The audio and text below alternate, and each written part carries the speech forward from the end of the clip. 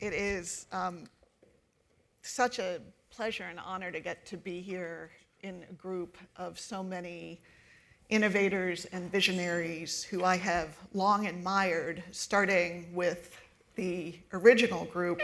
I think it's so important that we not take for granted the idea that what you saw 20 years ago was an industry that had no maps and no guardrails as it was entering into an extraordinary new age. I was working at the time for a company that was nicknamed Paradise Publishing for its outlandish profits and lavish expense accounts, and the information age was democratizing everything, and it was all about the promise and the progress that technology would bring us. And yet, I feel like you saw that traditional issues around press freedom and the First Amendment were going to now be joined by a whole new set of challenges. So I think it would be so helpful for us to hear about what that vision looked like then and how it has evolved since then. So we are lucky to have with us Eric Newton, author, academic, columnist, Oakland Tribune editor and Knight Foundation guru,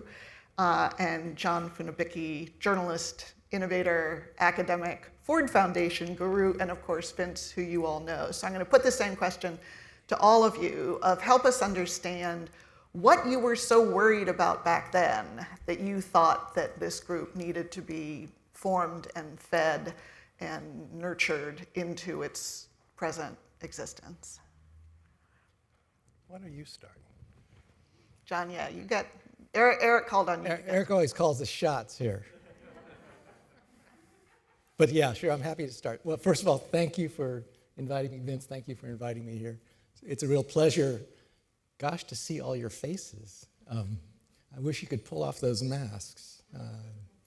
So just for context, I'm an OG, or that's either old gangster or old guy. Okay. I won't try to make this a trip down memory lane, but just for context, I was at the Ford Foundation from 1995 to 2006. I was the first journalism program officer at Ford. It seems kind of strange. It seems like Ford was always connected to journalism, but they did not have a program, dedicated program to journalism until I was hired. And so journalism was really new, and they approached it somewhat gingerly. They were a little afraid of journalists, I have to say. When I brought in investigative journalists into the building, there was a little bit of trepidation. And there were very few other journalism funders. I mean, the Knight Foundation was certainly doing robust work. There was the Freedom Forum, Eric's former employer, McCormick Tribune Foundation, and then after that, very few foundations would self-identify as journalism funders. And so I knew at the start that part of my work would be to be an evangelist for journalism funding, both internally within the foundation, because we were worldwide. We had 13 overseas offices, and externally trying to find allies, people like Eric, who we could work with, and whom we could, if not collaborate in funding, at least influence each other's thinking. So going back to the first question, what was I worried about?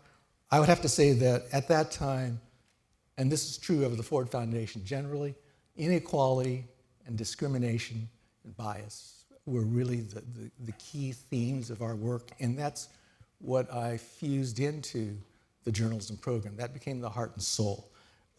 So we were concerned about education, police abuse, voting rights, immigrant bashing, et cetera, et cetera. My Bible, because of my previous work in journalism and in journalism education, was the Kerner Commission report that said America was, driving toward this state of being two nations, one white and one blacks. I mean, that's the stark declaration. And that journalists were complicit in this. And that media bias, media discrimination, media inequality, lack of access to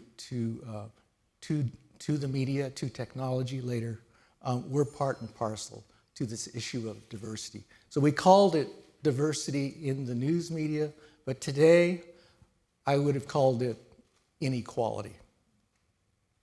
And so that would lead us into all kinds of work, working with such groups as the Journalists of Color and their collaboration called Unity, Asian, Black, Native American, Hispanic journalists, developing what we called inside the building justice and journalism collaborations, fusing or yoking together the ideas of social justice with good journalism, which we could do through fellowships, through training programs, through grants to journalism educators. We also expanded, and this was a little bit of a push within the Ford Foundation. We expanded into what we would call non-mainstream, non-traditional journalism. So Ford was very comfortable working with, good friends at PBS and NPR. But to think of working with the Black press or the Asian media or Latino media was a bit of a shift. And a shift that they came to really embrace strongly. So we could begin to fund ethnic media. We could fund multilingual public polling to bring more perspectives into public debate. We could work with independent media magazines and outlets that brought different points of view, feminist, gay and lesbian, et cetera. So really it was a broad palette.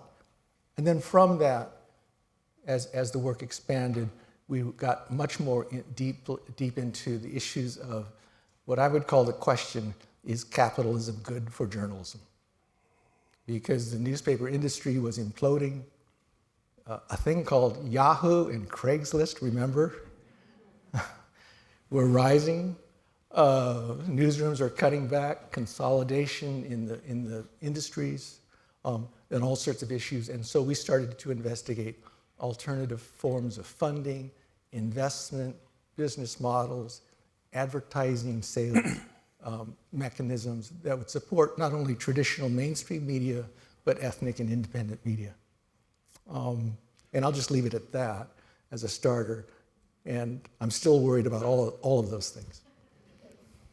Eric? So the Knight Foundation in 2001, when I came, I wasn't the first journalism program officer. The fellow before me was named Dale Brinkman, and he was an academic.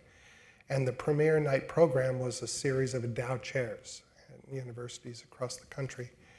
But the foundation wanted to do more. So I was hired in 2001, and I immediately, I didn't know anything about philanthropy really, other than what I'd learned at the museum, but mostly I spent other people's money there. I didn't give away money. My wife and I were responsible for the content, most of the content for the original museum, the one in Roslyn, the successful one, you may have. And before that, I grew up as a kid in the suburbs, a white kid in the California suburbs, came up to San Francisco State. He went to San Francisco State, and that turns out to be probably the reason we have this group, because we knew each other, and I was Bob Maynard's last managing editor at the Oakland Tribune. And John and I worked together there. We worked together on the Maynard Institute programs too. So when I got this, after Was this the 20th anniversary or the 40th anniversary? That's right. When I got the job at Knight, I looked around, and there really wasn't information about what to do and who was doing the kinds of things we wanted to do, except John knew.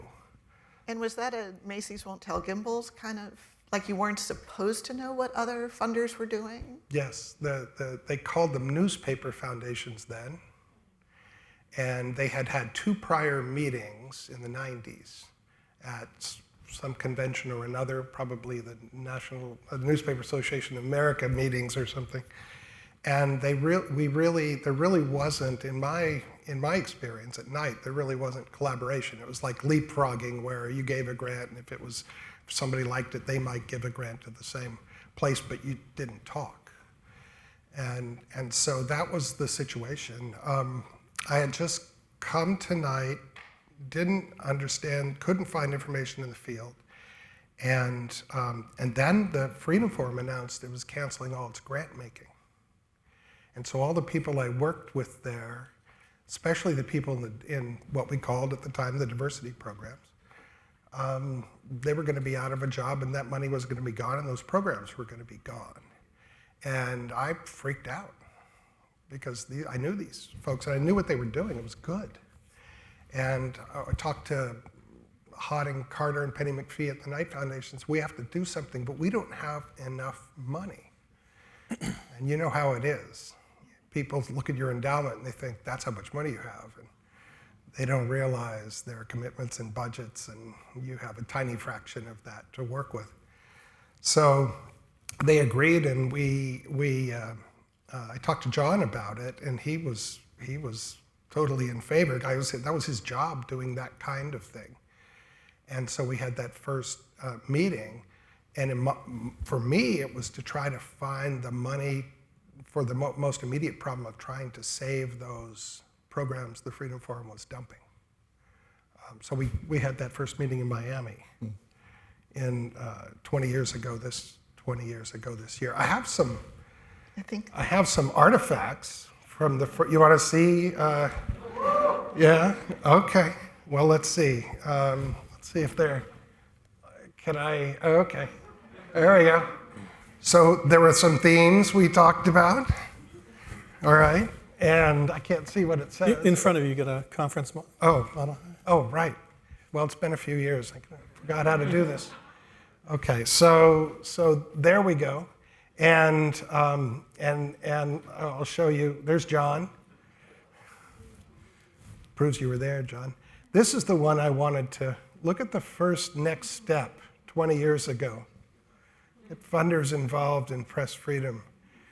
And Jim Brady's here from Knight Foundation, and we just announced a program recently about getting lawyers called ProJourn, getting pro bono lawyers for all of the emerging news organizations and some of the moms and pops and the nonprofits.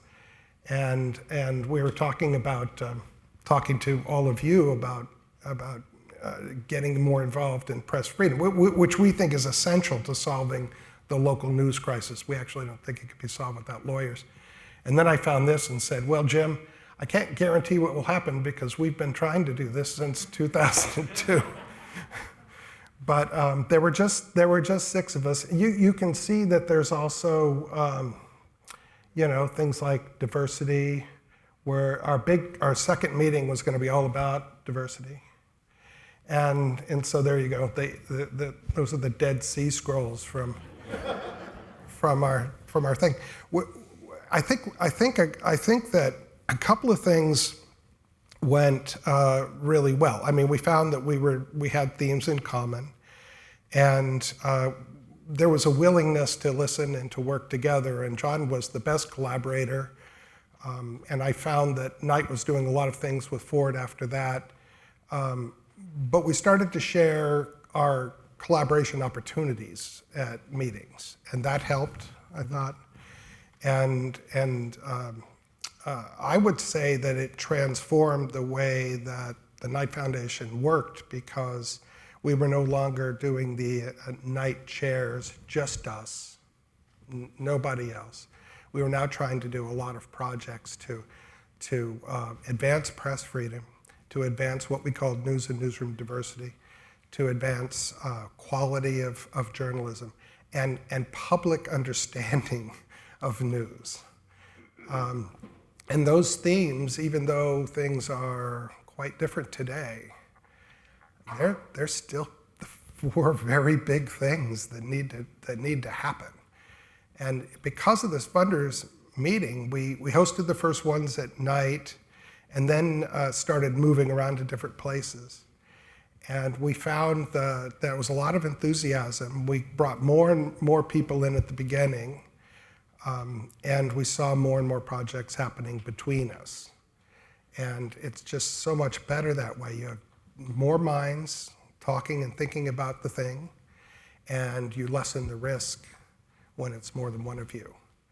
So it really seemed to kind of take off on its own momentum. I mean, there was never a dedicated staff at the beginning. There was never a set venue. It was like a movable feast. And that changed. I called it the kind of a stone soup mentality, right? We all could contribute something. So Vince, when you came in with your known diplomatic skills for herding cats, as Eric talks about, did you find that the willingness to collaborate, the willingness for different funders to share information and had changed? Well, still hurting, even now. But I think, it's really interesting to look in the microcosm of then to what we're experiencing now, because there's been a huge growth, but it's still the same that then there was a small group in the room, and there were a lot of other funders outside the room. I was a program director at the Stehele Foundation for many years, and we were making media grants, but not in a media program. And that's the truth of media funding today. There's still a handful of journalism programs, media programs around in philanthropy, but there are more of them, but still many more who are making grants for media and journalism. And I think our challenge remains to bring more of them into the room. We've got a larger group now than we did 10 years ago when we came to the National Constitution Center for the first gathering of this sort of new era of media impact funders, which was previously grant makers in film and electronic media. But we've seen a huge growth in the field. And I have just a couple numbers that we draw from our own data map that we are privileged to have by virtue of Candid, formerly the Foundation Center, and GuideStar. And so in a rough decade look of 2009, there were $85 million in foundation grants to journalism to 341 organizations by 311 funders, which is maybe a larger number of funders than you might have guessed, if judging from our discussion. But we started with 6. Yeah, there were only 6 in the room, but there were 300 actually, make by 2009. By 2019, that number had grown to $336 million in journalism grants, to 1,469 recipient organizations and 1,372 grant-making organizations. And the numbers have only grown since then. From 2009 to present, $3.2 billion of journalism grants. So it's a lot of money, but very little of that activity is in the room. And I think our continuing task is to bring more people into a collaborative space to work together. So I have a few thoughts about what we need to do about that too. Well, that's what I'd love to hear from each of you, because you both have talked about, both John and Eric, about how many of the issues that concerned you 20 years ago have evolved, but in some cases it's the language that has changed. We're still talking about First Amendment challenges, except now it's in the context of platforms. So talk about how you each would look at the present challenges and what needs to happen compared to where your priorities were when you started. I think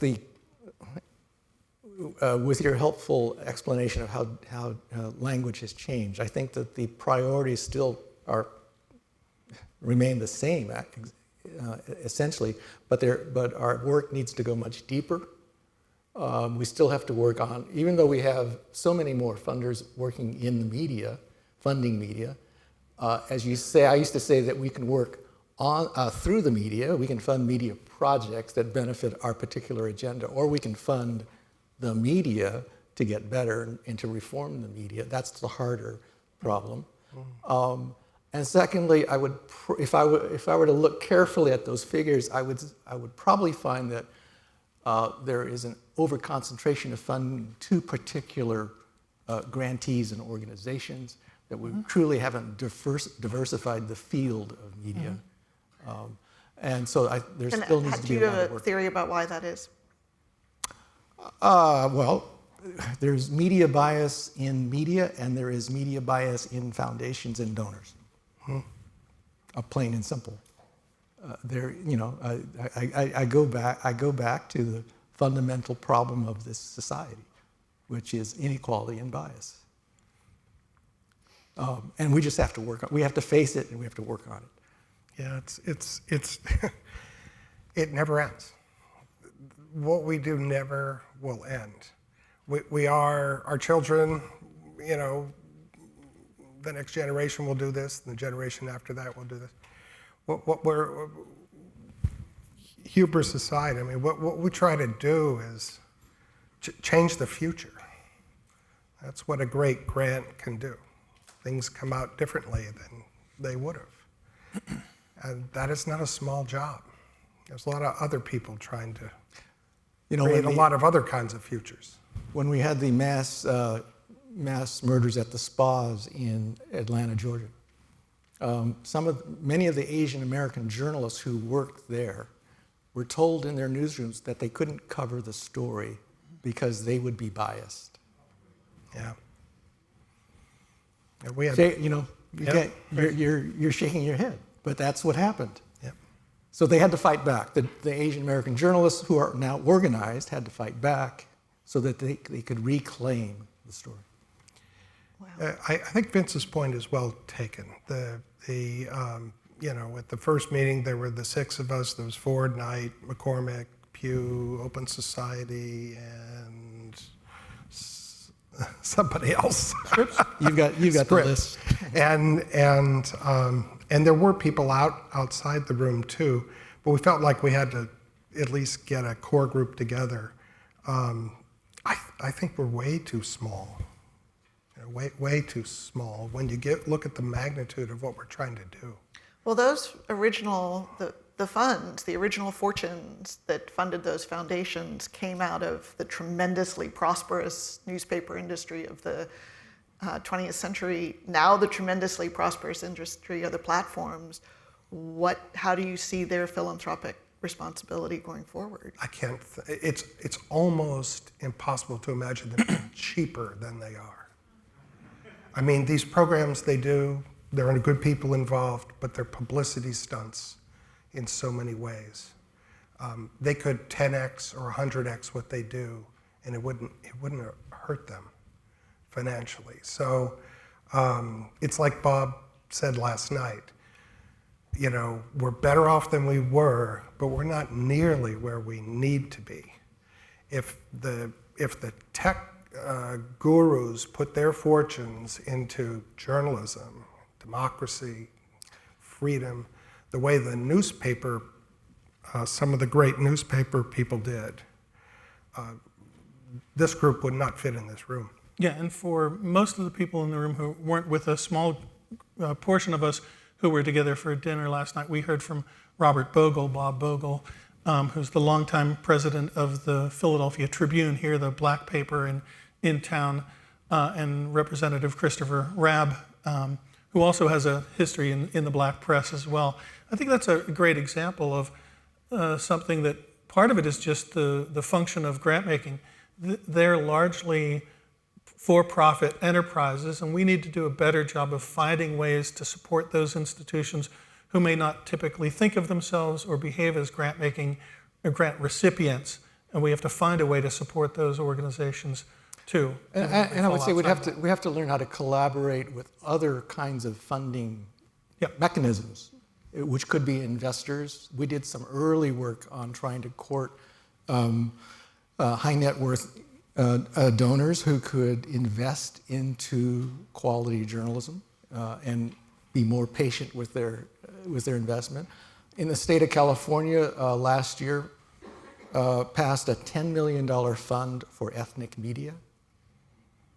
We should be working with state legislatures to promote those kinds of policies. They also gave $25 million to UC Berkeley for fellowships for their students. And they have, of course, media outlets.